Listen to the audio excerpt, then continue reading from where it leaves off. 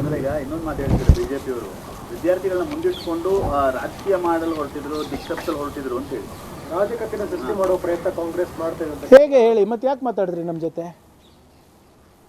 ಅವರು ನಿಮ್ಮ ಸೋನಮ್ ವಾಂಗ್ಚುಕ್ ಅವರು ಚೈನೀಸ್ ಏಜೆಂಟ್ ಅಂದ್ರಲ್ಲಪ್ಪ, ನೀವು ಹೋಗಿ ನೀವು ಯಾಕೆ ಉಪವಾಸ ಬಿಡಿಸಿದ್ರಿ? ಯಾಕೆ ಕಾಂಗ್ರೆಸ್ ಜನತಾ ಪಾರ್ಟಿಯವರ ಮುಖ್ಯಸ್ಥರ ಜೊತೆ ಮಾತಾಡ್ತಾ ಇದ್ರಿ? ಅವ್ರ ಸ್ಪೋಕ್ಸ್ ಪರ್ಸನ್ನಿಗೆಲ್ಲ ಕರೆಸಿ ಟೀ ಕಾಫಿ ಕೊಟ್ಟು ಯಾಕೆ ಮಾತಾಡಿದ್ರಿ? ಏನಿದು ಹುಡುಗಾಟ? ನೀಟ್ ಪೇಪರ್ ಲೀಕ್ ಆಗಿದ್ದು ನಿಜ, ಲಕ್ಷಾಂತರ ಮಕ್ಕಳು ಭವಿಷ್ಯ ಹಾಳಾಗಿದ್ದು ನಿಜ, ಎಕ್ಸಾಮ್ ಮಾಡಿದ್ದು ನಿಜ, OSMನಲ್ಲಿ ಮೋಸ ಆಗಿದ್ದು ನಿಜ, CBSEನಲ್ಲಿ ಏನು ಅವಾಂತರ ಆಯಿತು ಅದಾಗಿದ್ದು ನಿಜ.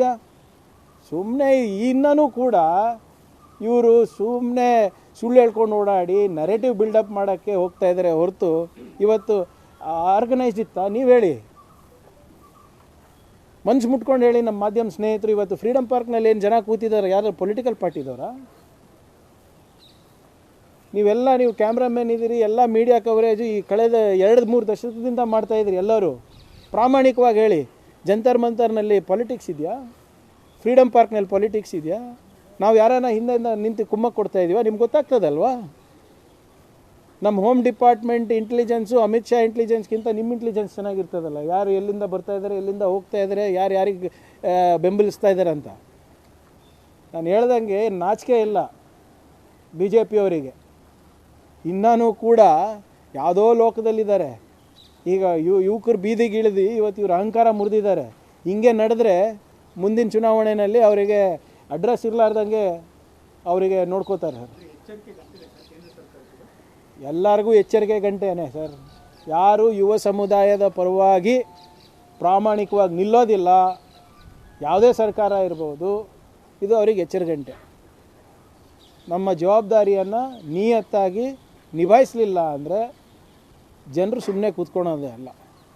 ಇವತ್ತು ಭಾಳ ವರ್ಷಗಳಾದಮೇಲೆ ಇಂಥದ್ದು ಒಂದು ನಡೆದಿದೆ. ಇವತ್ತು ರಾಮ ಮಂದಿರ್ನಲ್ಲಿ ಆದಂಥ ಹಗರಣ ಬಗ್ಗೆನೂ ಜನ ಮಾತಾಡ್ತಾ ಇದ್ದಾರೆ. ಇಲ್ಲಿ ಯುವಕರ ಭವಿಷ್ಯದ ಬಗ್ಗೆ ಕೂಡ ಮಾತನಾಡ್ತಾ ಇದ್ದಾರೆ.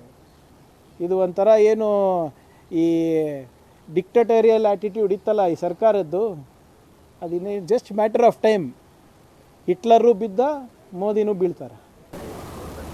ಭವಿಷ್ಯದಲ್ಲಿ ಈಗ ಇದಾದ್ಮೇಲೆ ಈಗ ರಾಮ ಮಂದಿರ ದೇಣಿಗೆ ಪ್ರಕರಣವನ್ನು ಕೈಗೆತ್ಕೋಬೇಕು ಅಂದ್ರೆ ಅವರು ನಿಮಗೆ ಬೇರೆ ಬೇರೆ ಬಿಲ್ಗಳನ್ನು ತರಲಿಕ್ಕೆ ಕೊಟ್ಟಿದ್ದಾರೆ. ಮಹಿಳಾ ಮೀಸಲಾತಿ ವಿರೋಧ ಇರ್ಬೋದು, ಕಾನ್ಸ್ಟಿಟ್ಯೂಷನ್. ಅದೇ ಇವರೇ ನೋಡಿ, ನಾನು ಅವತ್ತೇ ಹೇಳಿದ್ದೀನಿ, ಇವರು ಇವತ್ತು ರಾಜೀನಾಮೆನೂ ಕೊಡಿಸಿರೋದು. ನಾನು ಹೇಳಿದ್ದು ಆತ್ಮಸಾಕ್ಷಿಯಾಗಿ ಇವರು ರಾಜೀನಾಮೆ ಕೊಟ್ಟಿಲ್ಲ. ಡಿಲಿಮಿಟೇಷನ್ ಬಿಲ್ ತರಬೇಕು, ಅದಕ್ಕೆ ರಾಜೀನಾಮೆ ಕೊಡಿಸಿದ್ದಾರೆ, ಪಾರ್ಲಿಮೆಂಟ್ ನಡಿಬೇಕು ಅಂತ ಅಷ್ಟೇ. ಡಿಲಿಮಿಟೇಷನ್ ಕಮಿಷನನ್ನು BJPಯವರು ಅವರ ಕಪಿಮುಷ್ಟಿನಲ್ಲಿ ಇಟ್ಕೋಬೇಕು.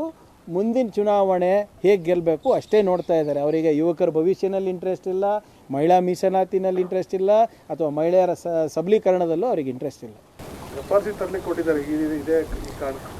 ನಾನು ನೋಡಿ, ನಂದು ಯಾವತ್ತಾನ ಪೊಲಿಟಿಕಲ್ ಭವಿಷ್ಯವಾಣಿ BJPಯವ್ರ ಬಗ್ಗೆ ಸುಳ್ಳಾಗಿದೆಯಾ? ನೀವು ಚೆಕ್ ನೋಡಿ, ಎಲ್ಲನೂ ಫುಟೇಜ್ ಆರ್ಕೈವ್ ಇರ್ತದಲ್ಲ ನಿಮ್ಮ ಹತ್ರ. Okay sir, thank you.